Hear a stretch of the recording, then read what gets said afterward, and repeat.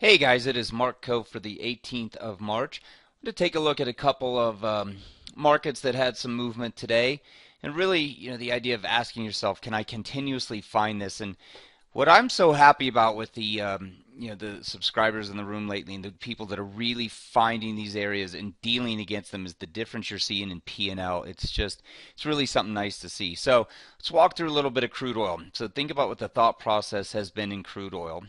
We've been focusing on this top edge. We're now on the May contract, but we've been focused on this top edge. So we broke this top edge last week. Anytime we break resistance, we are treating it now as support. So the move back down on Friday, right into your area of support. Now what this brings kind of to focus is with these bottoms, what is the next area that's offering some support? And you can see they're zones. They're not one tick. They are zones. But I'm just want to give you the broad strokes here of what you're looking at. But our bias having been to buy on pullbacks while that maintains. So that's you have to know walking into a Monday morning that we're looking to be long on pullbacks into that zone. Now to take it down to something a little bit tighter, again crude oil, same area here. So this is a pullback into that zone. All I did was go from a 4-hour to a 1-hour chart. Now let's look at what actual trade looks like. Well, actual trade comes from a few different techniques that we offer up in the room. One of those being dealing at bottom edge, and another one being dealing with an actual indicator, and that in this case is these counts. So when you see these counts on the top, that's a buy indicator. When you see the counts on the bottom, it's a sell indicator. So let's look at today's opportunity. Today's was quite beautiful. Again, we are drawing zones from several days ago, so we know the area we want to be looking, right? We know the area to be looking. It's still down into your 58, 58 and a half to the quarter. That's really the area. So I had it drawn at 58.45. That was the area I have drawn. So pull back into that level knowing you want to be a buyer. You have your buy count present from Friday, so you know you're a buyer. Any dip into this zone, and again I'll show you what happens. So early European trading prior to US, down into early US trading, you get some more movement here, earlier US, and then you start to get the rotation. So think about what's going on here. You're working a buy zone, working a buy zone, working a buy zone, and rotate. This rotation, right? This rotation from, again, the bottom edge zone is $1,000 plus rotation per contract, right? That's what the move is worth. It's over 100 ticks.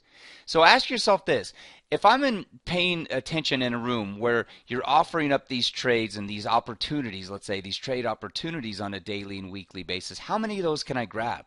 How many of those does it take it to all of a sudden pay, my subscription fee? Not very many, and this one would have paid you for 2 years, right? That's the idea. So you have to think about it more from the logical standpoint of, does this make sense to my approach? Can I benefit from this, and can I actually take money out of the market in deals like this?